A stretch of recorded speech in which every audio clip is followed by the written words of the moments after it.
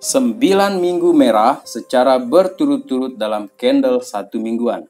Apakah hijau di awal minggu ini akan menjadi pertanda Bitcoin akan rebound untuk beberapa minggu ke depan? Karena setiap ada penurunan pasti ada kenaikan. Terutama ini terjadi di Bitcoin yang merupakan big boss-nya semua altcoins. Welcome back everybody to Black Cuan. Update awal minggu ini itu adalah mengenai beberapa hal yang penting untuk kita ketahui mengenai Bitcoin. Apakah akan mega bullish atau hanya fake out seperti yang terjadi sebelumnya. Dan juga ada update Elon Musk dengan gambar orang di bulan dan apa kaitannya dengan kripto. Begitu pula nanti itu ada update Terra Luna 2.0, kemudian Cardano, dan terakhir Dogecoin yang kemungkinan besar itu bisa men-trigger pasar kripto. Bitcoin pada hari ini mengalami kenaikan yang lumayan bagus setelah 9 minggu merah. Lega sekali rasanya melihat Bitcoin hari ini ya.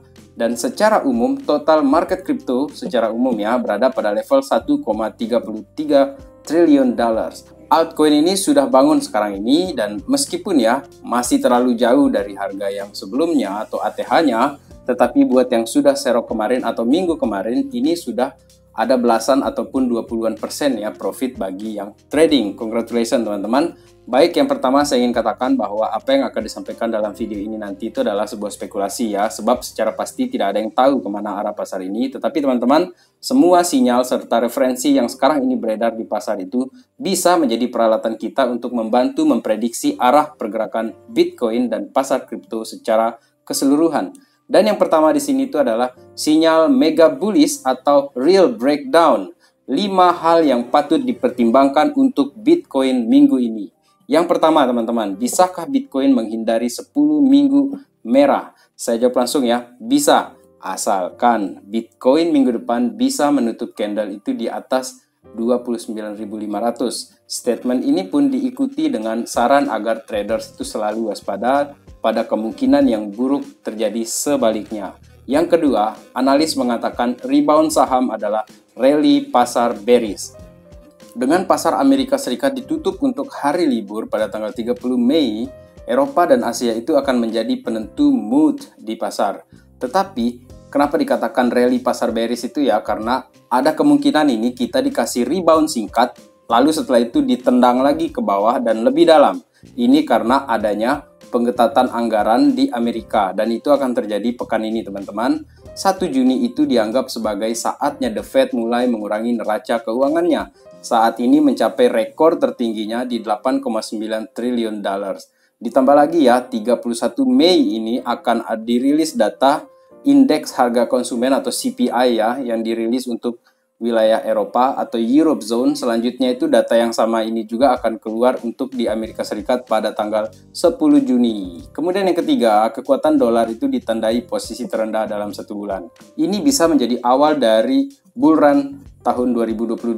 Ini pendapat dari Cryptorover ya, dia sangat optimis di sini dan dia mengunggah sebuah bagan komparatif ya yang menunjukkan korelasi terbalik antara Bitcoin dan DXY atau dolar indeks itu ya. Dan bagaimana terjadi korelasi terbalik di keduanya. Dan saat indeks dolar turun, itu Bitcoin itu naik. Begitu juga sebaliknya ya. Tetapi dari analis lainnya ya, ada yang menyatakan kebalikan bahwa penurunan dolar itu sifatnya sementara. Dan ini seperti yang ditampilkan oleh Crypto@NL ya. DXY itu sekarang telah membentuk pola falling wedge, di mana dia katakan di sana bahwa dolar ini kemungkinan akan rebound. Nah, dan yang keempat ini sekarang ya, Bitcoin mendekati dasar siklus. Tidak semua analis itu bearish di Bitcoin ya, dan salah satunya di sini itu adalah CEO dari CryptoQuant yang bernama Ki Young Ju, dan dia memiliki data untuk membuktikan alasannya. Ki berpendapat bahwa pada kenyataannya ya, BTC per USD itu saat ini berada pada tahap yang sama dengan Maret 2020.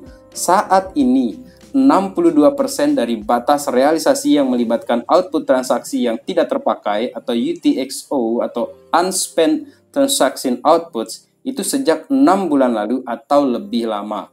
Ini menandakan wilayah dasar untuk harga BTC seperti yang telah terjadi secara historis ya, dan yang paling signifikan itu adalah selama krisis COVID-19 pada Maret 2020. Katanya dia di sini, BTC semakin dekat dengan siklus terbawah. Begitulah Ki Yong-ju merangkum analisanya. Dan yang kelima, sentimen mengisyaratkan peluang pembelian jangka panjang. Meskipun pergerakan pasar ini naik, sentimen pasar itu masih tetap kuat berada di zona ketakutan ekstrim atau extreme fear di seluruh Bitcoin maupun altcoin. Adapun di sini yang mengatakan adalah Philip Swift ya, yang merupakan seorang founder dari platform analitik on-chain Look into Bitcoin ya. Dia katakan di sana, kita telah menghabiskan waktu selama 3 minggu di extreme fear. Dan sekarang ini price action-nya itu masih sideways. Apakah ini merupakan potensi bottom? Tidak hanya Ki Yong-ju yang optimis dengan Bitcoin ya, atau bullish dengan Bitcoin. Ada seorang komentator dan analis yang bernama Scott Melker ya, dan dia dikenal sebagai Wolf of Wall Street ya, dan dia menambahkan bahwa terlepas dari apa yang kemungkinan terjadi selanjutnya, sentimen ini mengungkapkan peluang pembelian jangka panjang. Masih tentang Bitcoin, weekly RSI Bitcoin sekarang ini sudah downtrend paling lama sejak 2018. Sekarang ini kita sudah di downtrend selama 504 hari sejak 2021 sampai 2022. Sedangkan pada waktu 2018 di sana itu hanya terjadi 365 hari saja. Dan apakah ini ada kaitannya juga dengan postingannya si Elon Musk kemarin itu ya? Karena menurut riwayatnya ya, ini hanya pertanda saja teman-teman, bukan acuan ya. Menurut riwayatnya, Elon itu pernah men-tweet gambar orang yang duduk di bulan sambil membelakangi, dan itu diupload pada 13 November tahun lalu. Dan persis hari itu terjadi itu sebelum terjadi penurunan harga Bitcoin yang sampai sekarang ini belum naik-naik teman-teman. Dan sekarang ini Elon itu posting lagi gambar yang sama, tetapi dengan si lelaki itu yang menghadap itu ke kita. Dan ini dia upload pada tanggal 28 Mei kemarin ini. Nah, apakah ini adalah sebuah pertanda lagi? Saya tidak akan menginterpretasikan gambar ini sendiri ya. Saya juga ingin teman-teman yang menonton video ini untuk share tafsiran kalian mengenai pergerakan Bitcoin ya, jika kita baca sinyal dari Elon Musk ini. Coba ya teman-teman, tulis saja di kolom komentar. Saya ingin tahu apa pendapat kalian mengenai postingannya papanya Dogecoin ini teman-teman. Saya lanjutkan. Tim Draper itu mengatakan bahwa wanita atau emak-emak dan para gadis itu akan mendorong pasar bull Bitcoin berikutnya. Untuk kita ketahui bersama, Tim Draper ini adalah merupakan seorang investor teknologi yang terkenal ya di kalangan investor-investor kelas kakap ya. Dan dia percaya bahwa daya beli retail wanita itu jika dikorelasikan dengan penerimaan Bitcoin di toko-toko nanti itu dapat memompa harga Bitcoin hingga level tertinggi baru. Bahkan katanya dia di sana, Bitcoin itu bisa berada di atas 250.000 dolar. Dia beralasan bahwa ketika pemilik toko mulai menerima BTC sebagai pembayaran secara lebih luas, tiba-tiba nanti semua wanita, emak-emak atau gadis-gadis itu akan memiliki wallet atau dompet Bitcoin, dan mereka akan mulai belanja barang-barang dengan Bitcoin. Jadi wajar saja ya teman-teman kalau tim Draper ini berani berspekulasi bahwa harga Bitcoin ini bisa tembus 250.000 dolar. Ya seperti kita tahu lah, the power of shopping women gitu kan. Nah berikutnya ini, jika kalian pernah lihat YouTube-nya Nas Daily ya, yang sering berisikan informasi yang menarik dari berbagai belahan dunia, bahkan dia ini sudah seperti influencer saja ya. Dia katakan di sana, be greedy and hodl, alias hold ya. Mengutip kata si YouTuber tersebut itu, bahkan jika BTC turun ke 0, saya percaya perlu ada cara untuk menangkap nilai di internet ini, value dari internet ini. Dan saya berspekulasi bahwa Bitcoin adalah barang yang hanya ditawarkan sekali dalam satu generasi. Dan lebih lanjut dia katakan di sana, kripto ini membuka pikiran saya tentang masalah yang ada hari ini dan bagaimana kita dapat memperbaikinya secara kolektif untuk kemudian hari. Itulah kenapa saya bersemangat, dan oleh karena itu juga saya harus mencoba mendidik audiens saya tentang hal itu juga. Oke baiklah, semoga Bitcoin tidak sampai 0 saja ya teman-teman. Di SpaceX sekarang ini Elon Musk kembali menggoda para investor di kripto dengan tweetnya lagi. SpaceX akan mengikuti Tesla dalam menerima pembayaran Doge untuk merchandise. Tidak sekali ini saja Elon mempom-pom harga Dogecoin ya. Ini adalah yang kesekian kalinya, meski yang pertama saja yang luar biasa ya. Dan popularitasnya itu jatuh ketika Bitcoin drop pada Maret tahun lalu karena bertepatan juga dengan tweetnya yang memutuskan untuk menunda Bitcoin sebagai alat pembayaran di Tesla. Tetapi menurut saya teman-teman, Dogecoin ini juga kuat sekarang ini karena komunitasnya dan juga ada Elon Musk sebagai papanya Dogecoin ini. Sedangkan Terra Luna 2.0 tumbang 70% di 2 hari setelah launchnya.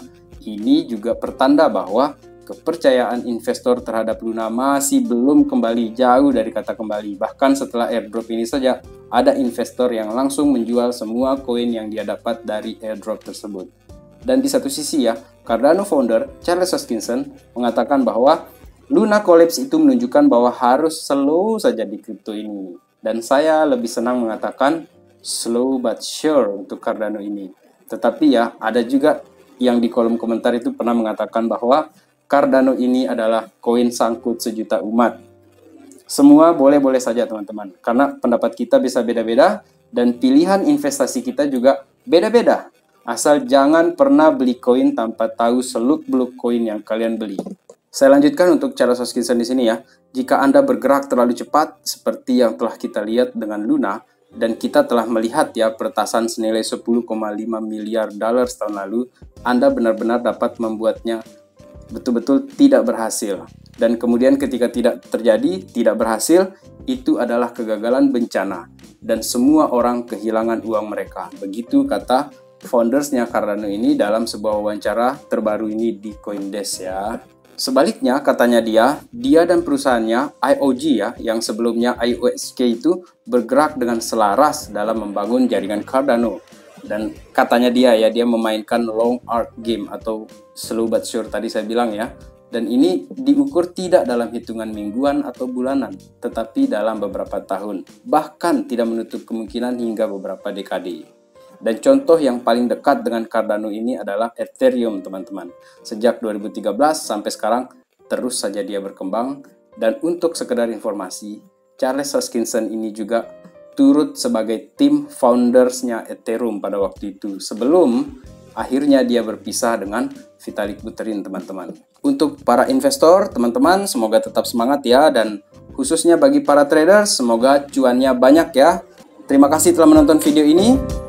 Sekian video kali ini, salam Black Cuan, peace my friend.